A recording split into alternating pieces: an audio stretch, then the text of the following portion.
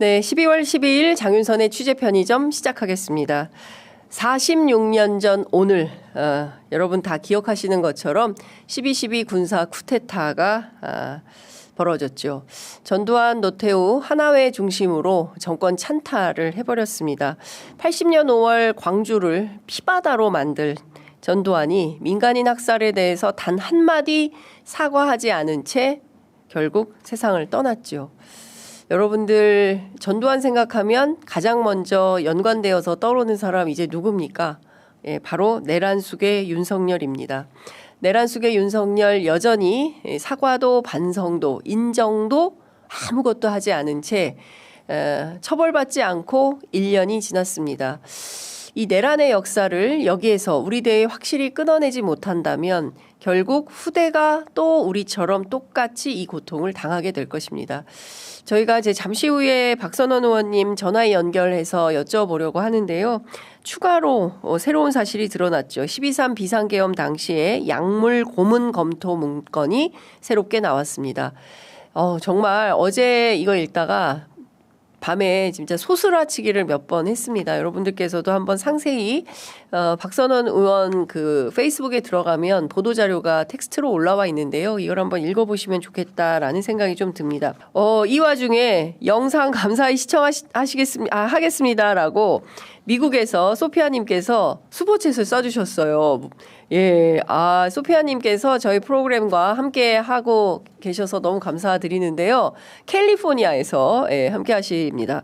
저희는 캘리포니아 하면은 오렌지밖에 모르는데 캘리포니아에 더 어떤 좋은 장점이 있는지 말씀 주시면 좋겠습니다. 후원금이 작아서 항상 미안한 마음이면 무슨 말씀이십니까? 예, 저는 이런 마음 정성 이런 것들이 하나하나 모여서 저희 진짜 헝그리한 취재 편의점을 여러분들께서 진짜 빛나게 만들어 주신다고 생각합니다. 언제 어디서든 들어주시는 것, 함께 해주시는 것, 봐주시는 것 그거 하나만으로도 취재 편의점에는 정말 큰 힘이 된다고 생각을 합니다. 자, 지금 저희가 이제 준비한 영상은 지난 11월 17일 정성호 법무부 장관이 출근하면서 기자들이 물었어요. 대장동 민간업자 5인방 항소 포기에 대해서 검사장급들 18명 징계 감찰 이거 어떻게 되는 거냐 징계하는 거냐 안 하는 거냐 이제 이런 걸 묻는 장면이었는데요. 관련해서 당시 정성호 장관이 징계보다는 지금 대통령 해외에 나가 계시고 하시니까 경제 발전 이런 게 필요하다 등등의 이제 입장을 밝혔습니다. 대략 한 3주 전만 하더라도 법무부의 기류는 이 대장동 사건 항소 포기 설명 요구 검사장 18명에 대해서 평검사 전보 등 인사조치를 진행하지 않는 것으로 잠정 결정하는 분위기였습니다. 일부 언론은 항명에 따른 평검사 전보 강등 조치보다는 사태를 잘 수습하는 것이 중요하다. 결국 검찰 안정화가 필요한 거 아니냐. 이렇게 기조가 잡혔다고 보도를 했었습니다. 실제 당시 이재명 대통령 G20 중동 아프리카 순방 중이었고요.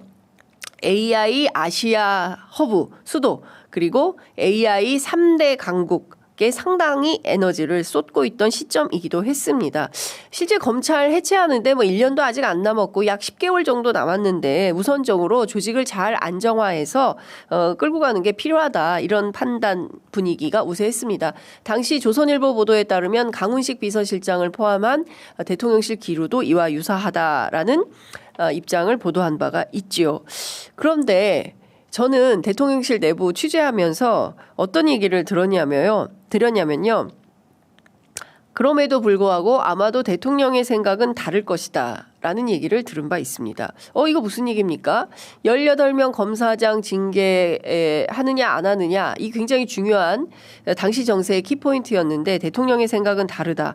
그 이상은 확인해 주지 않아서 제가 보도하지 못했습니다. 그리고 났는데 대통령께서 G20 이후에 귀국했죠.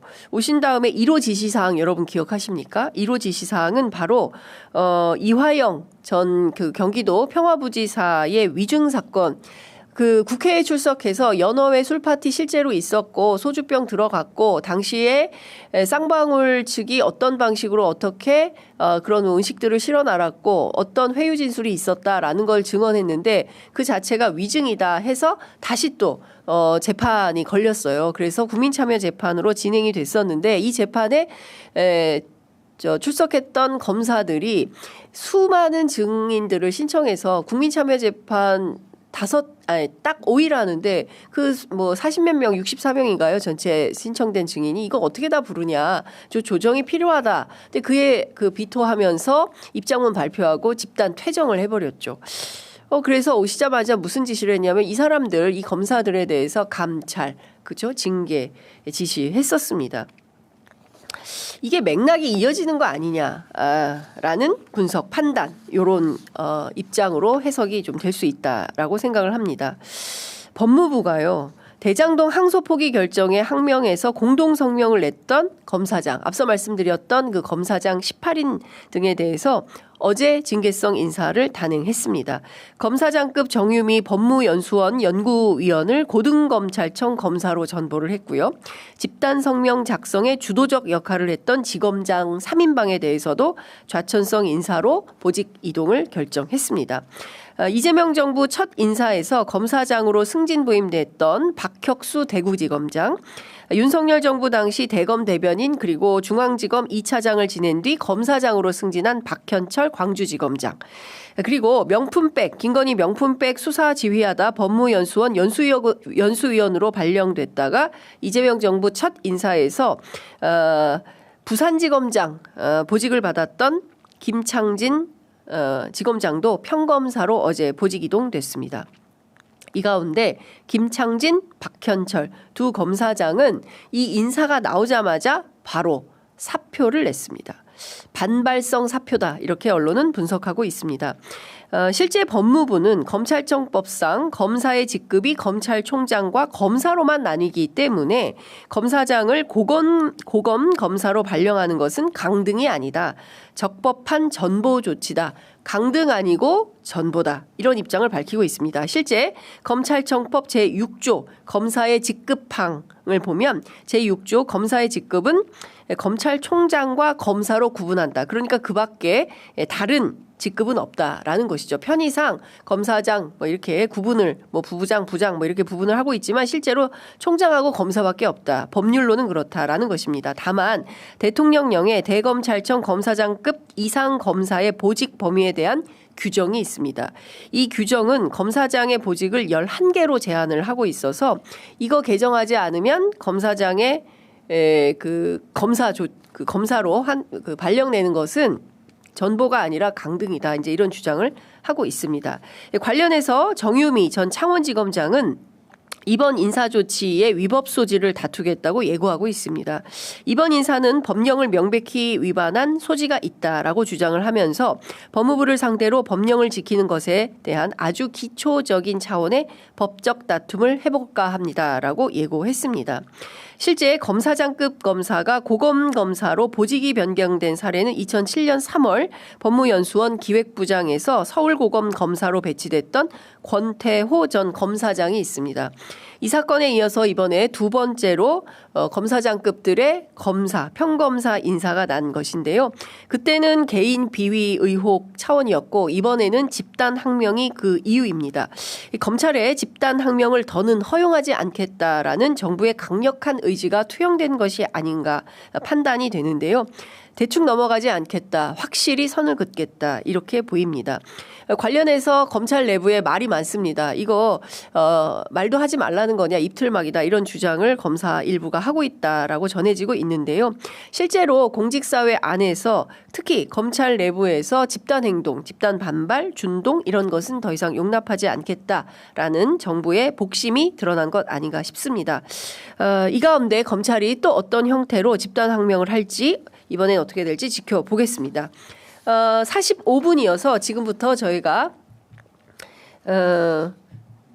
박선원 의원 직접 전화로 연결해서 어제 나온 충격적인 12.3 비상계엄 약물 고문 검토 문건에 대해서 여쭤보도록 하겠습니다. 자, 의원님 나와 계신가요? 예. 네, 의원님 너무나 충격적인 문건이 나왔습니다. 어제 사실 이 문건 기자회견 하신 거 보면서 그 텍스트를 읽는데 진짜 섬뜩섬뜩하더라고요. 예. 일단 이 문건을 보면 체포된 정치인 시민들을 대상으로 고문 또는 약물 투입 계획을 밝힌 건데요. 저는 이게 보니까 처음에 어떻게 잡아와서 어떻게 어느 단계를 거쳐서 어떻게 포섭한다 이런 계획을 쭉 세웠더라고요. 네, 그렇습니다. 이 문건의 작성자 어떤 팀에서 이거를 작성했다고 우선 봐야 될까요? 네, 노상원하고 연결되어 있는 사령부에서 작성한 걸로 알고 있어요. 네. 그 실체는 아직 정확하게 확인은 안 된 것이죠. 누구의 지시를 받고 어떻게 만들었다. 누가 만들었는지는 알고 있어요. 아, 예, 다만 이제 그걸 제가 아직 공개를 안 할 뿐이고요. 네. 누가 만들었다. 누가 썼다. 누구의 지시에 의해서 만들었고 예. 이것을 만든 이후에 보고를 한 것까지 알고 있어요. 아, 그러면 실제 이 문건만 입수한 것이 아니라 이 문건이 작성된 경위와 계기 그리고 이후에 보고 체계까지도 의원님 다 확인을 하신 상태다 이런 말씀이시네요. 이 문건을 만들려고 지시를 받고 만들어서 다시 그 상부에 보고하고 이 사람이 다시 김영현, 노상원 등 그 자신의 상부에게 보고하러 갔다 온 것까지 알고 있습니다. 그러면 이 문건이 내란숙의 윤석열에게까지도 보고가 됐습니까? 저는 보고됐을 거라고 보고 있어요. 네. 그럼 이 문건이 작성된 시점은 언제입니까? 11월 달로 알고 있습니다. 11월이요. 그러면 비상계엄 터지기 한 달 전에 한 달 전까지는 아니고 그 11월 하순 뭐 연절에 11월 하순 한 달 이내라고 생각하시면 돼요. 1개월 이내에 작성된 문건이다. 한 달 이내에 작성된 문건이죠. 예. 협상 포섭, 신체적 고문, 정신적 고문, 자백 유도 약물 투입 그런데 저희 처음 들어보는 약물들이 굉장히 많이 나와요. 벤조디아제핀, 펜토탈 나트륨, 프로포폴은 저희가 아는 거고, 케타민 이런 등등의 근데 이거는 전문가가 아니면 쓸 수 없는 거 아닙니까? 그렇죠. 예. 이런 약재들은 이제 옛날에 시리아, 이란, 네. 사우디아라비아 이런 데서 실제로 사용했던 약품들에 대해서 조사를 해가지고 작성한 거죠. 그러니까는 이제 아랍에서 그 지하드라고 해가지고 그 많은 테러리스트들이 테러를 일으키잖아요. 예. 그러면은 이제 그 사람들에 대해서 고문을 합니다. 고문. 그래서 그 고문한 것들에 대한 유형을 다 정리해가지고 거기서 추려내서 이런 약재, 약품뿐만 아니고 고문의 방법까지 다 거기서 이제 추려낸 거죠. CIA에서 그 테러용의자 고문 실태 보고서. 라고 한 것까지 다 끄집어내 가지고 총망라한 겁니다. 이게 신체적 고문 그러니까 약물뿐만이 아니고 신체적 고문, 정신적 고문, 그다음에 그 자백 유도제 이 모두가 철저히 조사한 그 결과로 나온 거죠. 그러니까 무슨 나체 상태로 무슨 복면 씌워가지고 벌레 이런 걸로 위협하기도 하고 아주 다중다기한 흔적 없는 물건 개나 벌레를 이용해서 공포심을 유발한다든지 그 노상원이가 실제로 두건을 쓰는 모습을 보여주잖아요. 네네네. 그 롯데리아 그 버거 회동에서 버거집 햄버거집 회동에서 그런 것처럼 복면으로 눈을 가리고 나체 상태로 장시간 방치해서 체온저하 상태로 빠지게. 그러니까 간단히 말하면 거의 냉동 상태에 넣는다는 거고. 그리고 잠을 안 재고 장시간 굶기고. 그다음에 러시안 룰렛이라고 있잖아요. 권총으로 머리에 대고 계속 쏘는 거. 그래서 총알이 한 발 집어넣고 계속 쏘면은 언제 이 총알이 내 머리를 뚫고 나갈지 모른다는 공포를 조성하는 그런 러시안 룰렛. 그리고 신체 가까이 전동 드릴을 막 이렇게 작동시켜가지고 뭐 이렇게 어디 가슴을 뚫고 들어갈 것 같은 그런 공포심을 주고 눈을 가리고 전동 드릴 작동시킨다든지 대리석 바닥 차갑지 않습니까? 네. 시멘트 독방 이런 데다가 좁은 공간에 가둬놓고 그다음에 밝은 조명을 켜놓는다든지 아주 추운 곳에 조명 크게 하고 그다음에 큰 소음 함께 감각을 이탈시키게 해서 이런 그 다양한 방법의 공포심을 유발하는 거고 그다음에 이제 정신적인 고문을 또 시키는 거죠. 가족들에 대해서 협박을 한다든지 그다음에 독방에다가 감금시키고 변호사 등 외부와 차단시킨다든지 평생 불구자 만든다. 또 정신형을 선고할 거다. 그래서 너는 세상에 다시 복귀 못할 거라는 공포, 고통을 주고 그래서 사기를 꺾기 위해서 또 인격적인 모욕, 가혹행위 가혹행위가 기본으로 들어가 있어요. 가혹행위 욕설 퍼붓기 이런 것들이 다 들어가서 이제 자신의 운명이 나를 고문하는 이 사람들의 달력 있구나 라고 해서 모든 행동을 통제하는 거고요.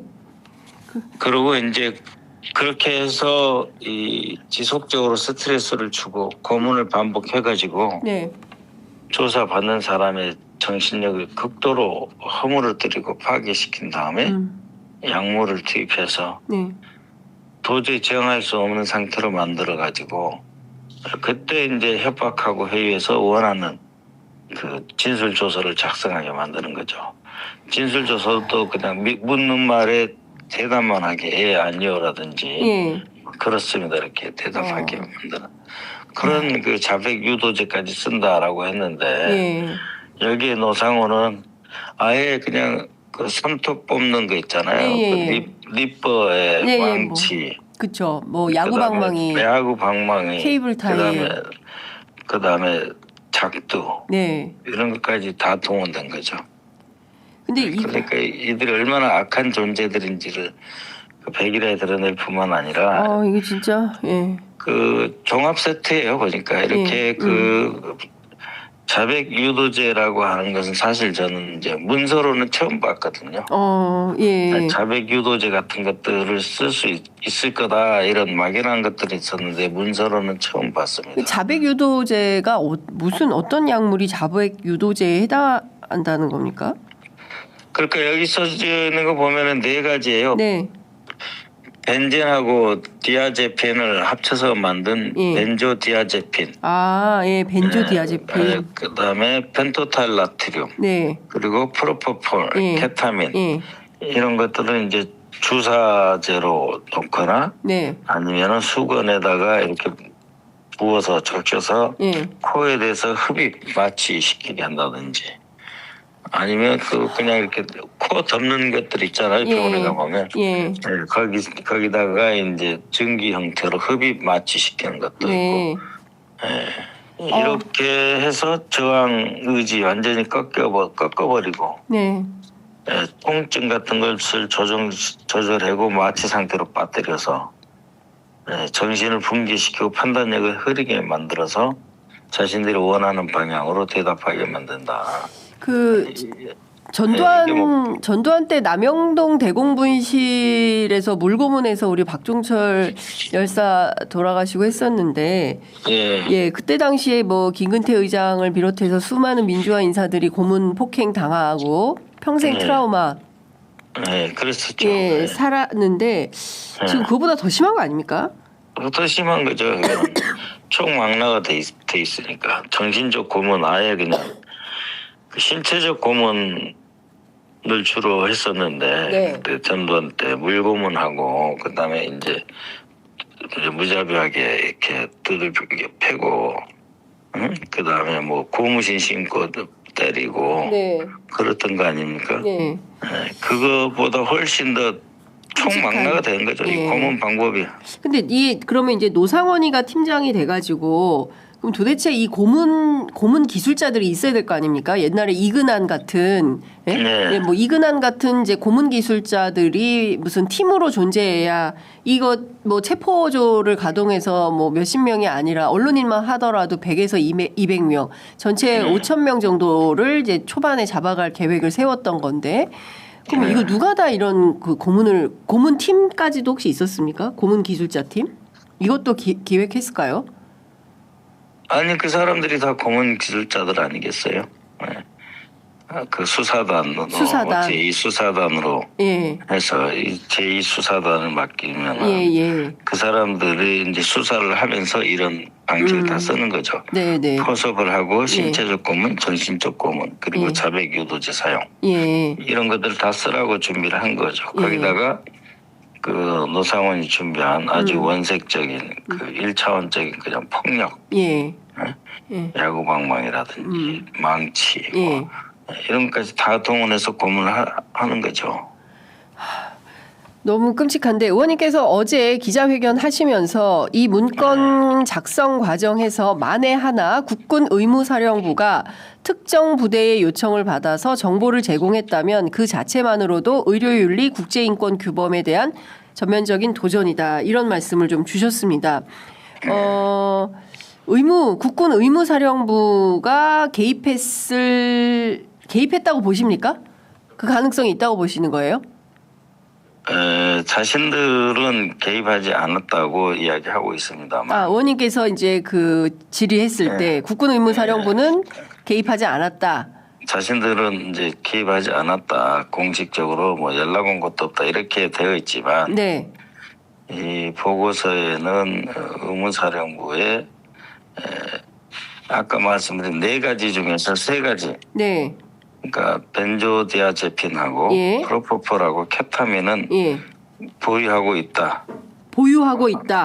라고 하는 것을 확인했다. 라고 되어 있기 때문에 그 보유하고 있는 부분을 어떤 식으로 확인했는지 이제 수사를 해야 되는데 의무사령부에 이런 약품들이 있다. 자백 유도제가 있다라고 하는 것은 문서에 나와 있어요. 자백 유도제가 있다.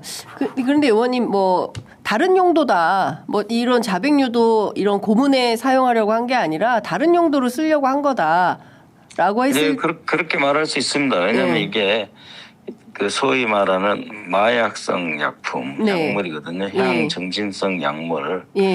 그래서 이것을 이제 그 전문의의 처방에 따라서 투여할 수 있게 되어 있으니까. 어떻게 보면은 우리나라 큰 대형 병원에는 이런 약물들이 있다고 봐야죠. 뭐 있을 수 있는데 국군 의무사령부는 이걸 왜 갖고 있을까요? 아니 거기도 이제 그 환자가 발생을 하면 군에서 이제 무슨 폭파 사고나 이런 걸로 그 고통을 호소하는 그 환자들이 있을 수 있죠. 그래서 이제 보유하고 있을 거라고 추정은 할 수가 있지만 문제는 문건에 이 3종류 벤조디아제핀, 프로포폴, 케타민의 보유를 확인이라고 되어 있기 때문에 어떻게 확인을 했느냐? 이제 그거를 이제 우리가 지금 수사를 통해서 밝혀내야죠. 자, 그래서 의무사령부가 관여됐다라고 제가 단정한 것은 아니고 단정되어 있다면 이것은 범죄다 이렇게 제가 주장을 한 것이죠. 이거 그냥 넘어갈 수가 없고 수사가 필요해 보이는 대목인데요. 당장 내란 특검이 이번 주 일요일에 종료가 됩니다. 그러면 이 사건은 어디로 가서 조사가 진행되어야 될까요? 지금 국방부에서 그 특별수사본부를 만든다고 어제 발표했지 않습니까? 그쪽에서 수사를 해야죠. 다 국방부 관할 부대, 그다음에 국방부 관할 의무사령부이기 때문에 수사하는 건 어렵지 않을 겁니다. 이미 문서가 특검에도 있을 수가 있기 때문에요. 특검에도 문서가 가 있을 수 있습니까? 그렇죠. 그런데 이제 뭐 자칫 국방부 특별수사본부가 하면 제 식구 감싸기 논란이 있을 수 있기 때문에 공정하고 객관적인 특검을 통해서 수사하는 게 온당하지 않냐라는 시각이 있을 수 있어서요. 그 점은 어떻게 네, 보십니까? 저는 방금 그 말씀하신 게 맞다고 봐요. 지금 8월 중순부터 예. 지금 11월까지 예. 그렇게 뭐 국방부에다 이야기하면 뭐 철저히 조사하고 있다라고 했는데 네. 그 조사 내용이 매우 부실하다라고 평가받고 있는 것 같아요. 그렇습니다. 예. 그래서 이 뭘 철저히 자료를 조사를 갖다 했다. 준다고 해도 예. 과연 수사를 할 것인가? 예. 오히려 반응은 그 반대입니다. 수사 못한다. 특히 외환죄 같은 경우는 네. 수사할 자신이 없다. 소령 중령 잘해봐야 네. 국방부의 그 군검찰단에서 예. 수사할 수 있는 인력들이 잘해봐야 소령 중령급들인데 예. 그 사람들이 30명 있든 40명 있든 그중에 누가 수사를 할 수 있겠어요? 그렇죠. 계속 군생활을 해야 되는데. 그렇죠. 예.